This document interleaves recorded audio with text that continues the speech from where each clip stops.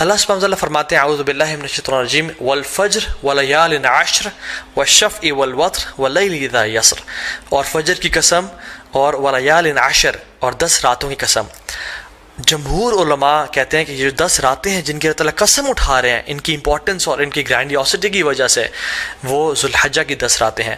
اور یہاں پہ راتوں کا ذکر کیوں ہے؟ کیونکہ اللہ سبحانہ تعالیٰ کبھی اپنے کلام میں راتوں اور دنوں کو انٹرچینج کرتے رہتے ہیں۔ جیسے زکریا علیہ السلام کی ایگزامپل میں دیکھ لیں، ایک جگہ پہ آتا ہے 3 دن کا روزہ رکھو اور دوسری جگہ پہ آتا ہے 3 راتوں کا روزہ رکھو۔ سو یہ ایلیکوینس میں شامل ہوتا ہے۔ سو اکثر علماء جمہور یہی کہتے ہیں کہ یہ 10 راتیں ہیں وہ ولیال عشر، وہ ذوالحجہ کی 10 راتیں ہیں جن کے بارے میں اللہ تعالیٰ قسم کھا رہے ہیں، والشفع والوتر واللیل اذا یسر۔ نا سبحان اللہ، یہ جو قسمیں ہیں نا، ہم دیکھیں کہ کتنی امپورٹنس ہے اور سیکوینس کیسے ہے ان قسموں کا۔ والفجر، اللہ تعالیٰ قسم کھا رہے ہیں فجر کی، which is best part of the day، which is best part of the day، which is the، اللہ کے میں کیا فرمایا، اللہم اجعل بارک لامتی فی بکورہا، یا اللہ میری امت کے لیے برکت ڈال دے فجر کے وقت میں، صبح کے وقت میں۔ تو this is best part of the day. بلکہ کچھ علماء تو یہ بیان بھی کرتے ہیں کہ یہ جو والفجر ہے نا ود الف لام، یہ یوم العرفہ کی فجر کی قسم کھا رہے ہیں اللہ تعالیٰ۔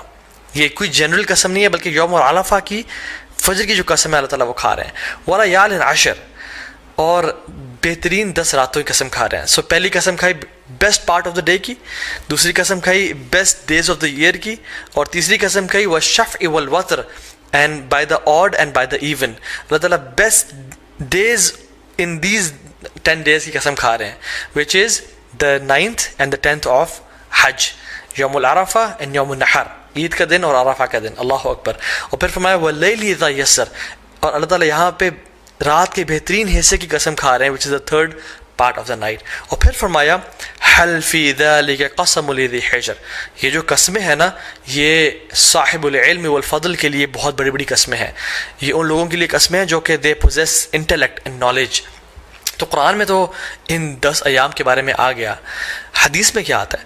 عبداللہ ابن عباس رضی اللہ تعالیٰ عنہ فرماتے ہیں کہ اللہ کے نبی صلی اللہ علیہ وسلم نے فرمایا there are no days in which righteous deeds are more beloved to Allah subhanahu wa ta'ala than these days۔ اللہ اکبر۔ تو صحابہ were surprised، انہوں نے کہا یا رسول اللہ والجہاد فی سبیل اللہ، کیا اللہ کے راستے میں جہاد بھی؟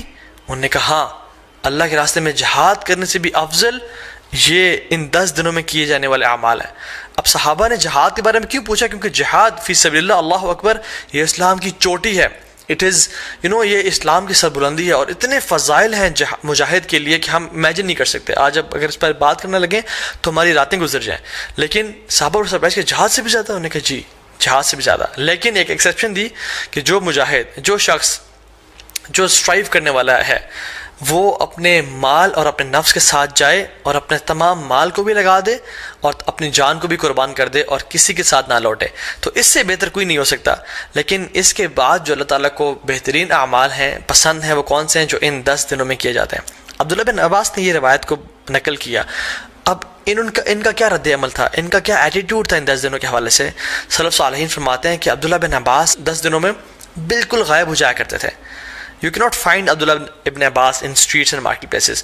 وہ اپنے آپ کو ڈیڈیکیٹ کر لیتے ٹو صلاح، ذکر، عبادات، تحلیل و تکبیر و تحمید اور تمام نیک اعمال کے لیے۔ ایک اور حدیث میں آتا ہے اللہ کے نے فرمایا کہ there are no days in which righteous deeds are more beloved to Allah subhanahu wa ta'ala than in these 10 days, so recite a great deal of تحلیل و تکبیر و تحمید۔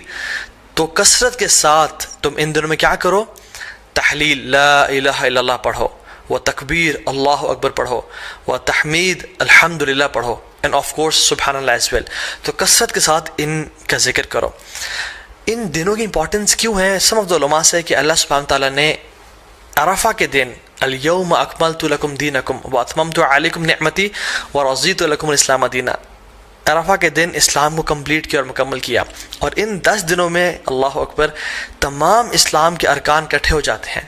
التوحید، شہادتین، لا الہ الا اللہ محمد رسول اللہ، جو شخص پڑھنا چاہے پڑھے، اور لبیک اللہم لبیک لبیک لا شریک لک لبیک، انسان اللہ کی توحید کا اقرار کر رہا ہوتا ہے، نمازیں پڑھ رہا ہوتا ہے، حج کر رہا ہوتا ہے، انسان چاہے تو زکوٰۃ دے سکتا ہے ان مہینوں میں اور روزے رکھ سکتا ہے۔ تو تمام ارکان اسلام ان 10 دنوں میں اکٹھے کر لیے جاتے ہیں۔ Now fasting 2 days, کون سے 2 ایام ہیں جن کا اگر انسان روزہ رکھے تو 3 سال کے گناہ معاف ہو جاتے ہیں. Yes, you heard me right. 3 سال کے گناہ معاف ہو سکتے ہیں اگر ہم 2 دن کا روزہ رکھیں. حدیث میں کیا آتا ہے؟ رسول اللہ صلی اللہ علیہ وسلم نے فرمایا کہ جو شخص عرفہ کے دن کا روزہ رکھتا ہے اللہ سبحانہ تعالیٰ اس کے پچھلے سال کے اور اگلے آنے والے سال تمام گناہ معاف کر دیتے ہیں. کچھ علماء نے کہا کہ یہ صغیرہ گناہوں کی بات ہو رہی ہے، لیکن سٹل تمام گناہ معاف ہونے کی بات ہو رہی ہے. اور یوم عاشورہ جو کہ محرم میں ہے، 10 محرم، جو شخص یوم عاشورہ کو روزہ رکھتا ہے اللہ تعالیٰ اس کے پچھلے 1 سال کے گناہ معاف کر دیتے ہیں. تو میں آپ کو ایگزامپل دیتا ہوں، اگر ابھی 1441 چل رہا ہے تو جو شخص عرفہ کا روزہ رکھے گا اس کے 1440 کے گناہ اور 1442 کے گناہ معاف ہو جائیں گے. اور جو شخص اب بالکل اگلے مہینے محرم کے مہینے یوم عاشورہ کو روزہ رکھے گا with 9th as well تو اس کے 1441 کے بھی گناہ معاف ہو جائیں گے. تو 1440 1441 and 1442 3 سال کے صغیرہ گناہ اللہ تعالیٰ معاف کر دیتے ہیں. and how amazing is that! اللہ تعالیٰ بہانے دے رہے ہیں ہم لوگوں کو اپنے گناہ معاف کروانے کے لیے، لیکن ہم میں سے ہے کوئی جو آگے بڑھ کے ان اپرچونیٹیز کو گراب کر لے اور اپنے رب کو واقعی میں راضی کر لے. حنیدہ بن خالد اپنی وائف سے فرماتے ہیں، اور ان کی وائف نے ام المومنین سے یہ روایت کی کہ اللہ کے نبی صلی اللہ علیہ وسلم صرف عرفہ کے دن کا روزہ نہیں رکھتے تھے بلکہ تمام 9 دنوں کا روزہ رکھا کرتے تھے. اور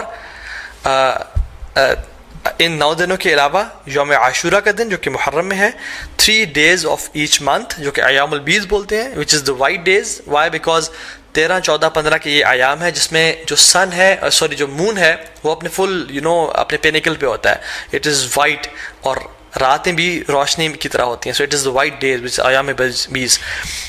ان کے روزہ رکھا کرتے تھے اور منڈیز اور تھرسڈے کے روزہ رکھا کرتے تھے. سو آئی ریپیٹ، اللہ کے نبی صلی اللہ علیہ وسلم first 9 days of Dhul Hijjah, Ashura and the 3 days of each month which is ایام بیض 13th 14th 15th of every month، اور منڈیز اور تھرسڈیز کا روزہ رکھا کرتے ہیں کیونکہ اللہ کے نبی صلی اللہ علیہ وسلم نے فرمایا کہ منڈیز کو اور تھرسڈیز کو اعمال اللہ تعالیٰ کے پاس کے سامنے پیش کیے جاتے ہیں. تو میں چاہتا ہوں کہ میرے اعمال اس حالت میں پیش کیے جائیں کہ میں روزے کی حالت میں ہوں.